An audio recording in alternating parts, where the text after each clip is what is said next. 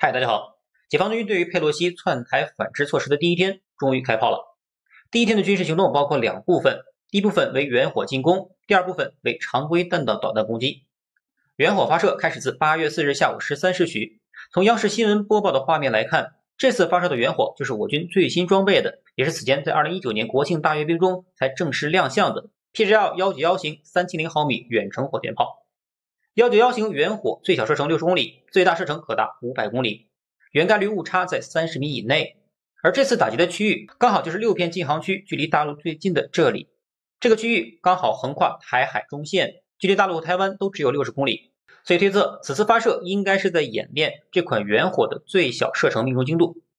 191型远火是在 PK 掉了如卫士 2D、神鹰400、SR5 等多个型号后，而最终被军方选中。去年就爆出新闻，这款全新远火装备给了东部战区的对台主力71集团军。起初还在猜测这次的对台军事行动会不会首次使用，没想到第一天就用到了。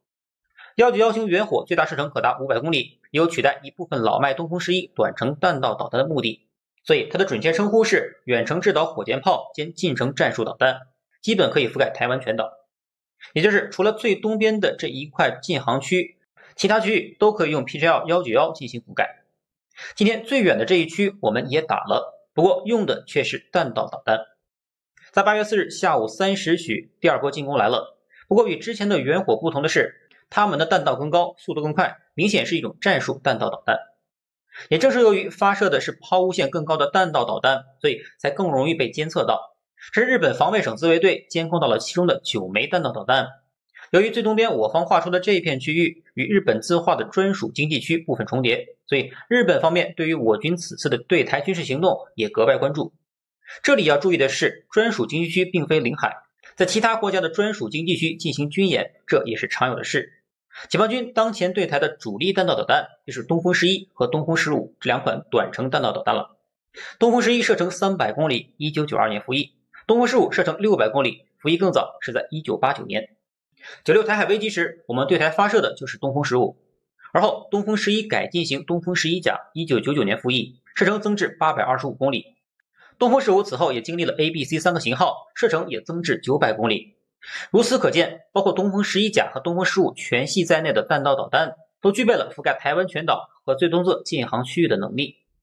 从央视随后公布的这个画面来看，这里发射的应该是东风15B， 但还不清楚其他地点发射的是否是相同的型号。那么其他发射点都是在哪里呢？接下来我们就来看一下日本所监测到的东风导弹的飞行轨迹。第一枚从福建沿海发射，命中了区域1的位置，飞行距离约为350公里。第二枚从内陆推测为江西某地发射，命中高雄外海的2号位置，飞行距离也最远达700公里。第三枚从相近位置发射到3号区域，飞行距离约为550公里。第四枚和第五枚比较特别，是从浙江沿海发射，分别飞行了350公里和650公里。注意，尽管第五枚命中了最东侧的那片区域，不过由于是从浙江发射，这枚导弹还没有穿越台湾上空。6、7、8、9则是从福建沿海发射，命中在了东部那片区域，而且全部飞越了台北上空，飞行距离在500至550公里左右。可见在最东边与日本自划的专属经济区重叠处，一共命中了5枚弹道导弹，其中1枚来自浙江，另外4枚来自福建。不过尽管这4枚明晃晃的导弹飞越了台湾上空，但岛内的聒噪之声却是出奇的稀少。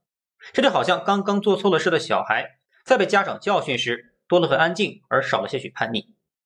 解放军的导弹横穿台湾，这可不是我说的，而是来自台湾最信任的日本大可格公布的数据。相比于96台海危机时，我们只有东风11和东风15，今时已不同往日。我们在2014年服役了射程达1500公里的中程弹道导弹东风16，被誉为冲绳快递，还拥有了具备航母打击能力的东风21D 和关岛快递东风26，射程分别达到3100公里和4500公里。另外还有2019年最新服役的高超音速滑翔导弹东风17，这些都将成为解放台湾时完成区域拒止外军干涉的利器，不知道随后2天是否也能够看到。接下来我们来看一下本次演习的区域跟以往，尤其是95、96台海危机时有什么不同。1949年新中国成立后，台湾海峡附近共经历了4次台海危机。第一次为1954年至1955年，解放军对于金门和一江山岛发起攻击，最终以国民党军在大陈岛的撤退而宣告结束。第二次台海危机就是1958年的金门炮战，解放军向金门岛发射了近50万发炮弹，历时44天。当时国民党金门防卫司令部副司令官吉星文、赵家乡、张杰均被炸死。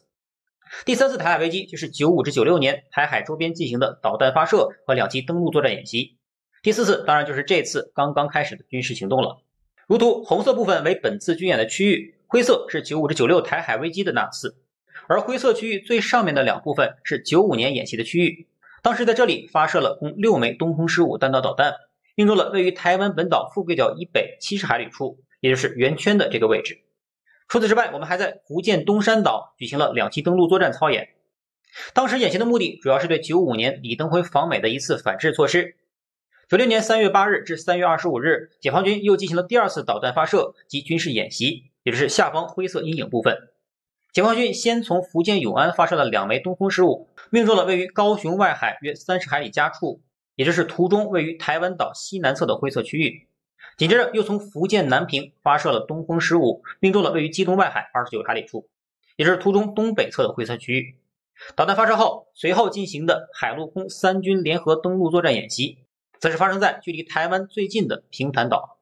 而第4次台海危机，也就是这一次如图的红色区域，可以看出几个非常明显的不同。最西侧的红色区域已经横跨了所谓的台海中线，由于两岸从未签署过和平协议，所以此前在和平时期把不跨越台海中线作为双方彼此克制的默契，进而逐渐形成所谓现状。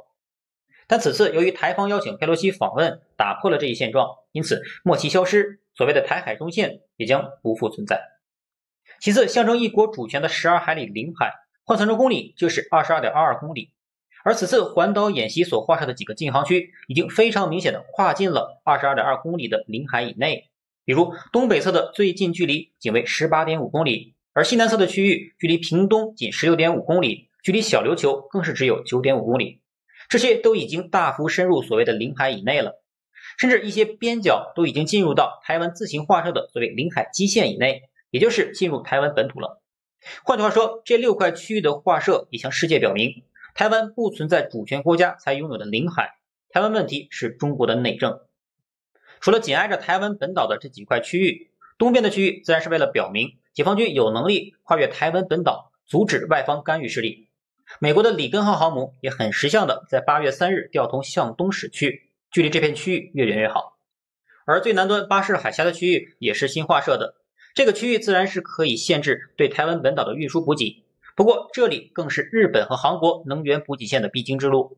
换句话说，也是向日韩表明，在中国解决台湾问题时，你们最好作壁上观，否则解放军拥有可以随时切断日韩能源生命线的能力。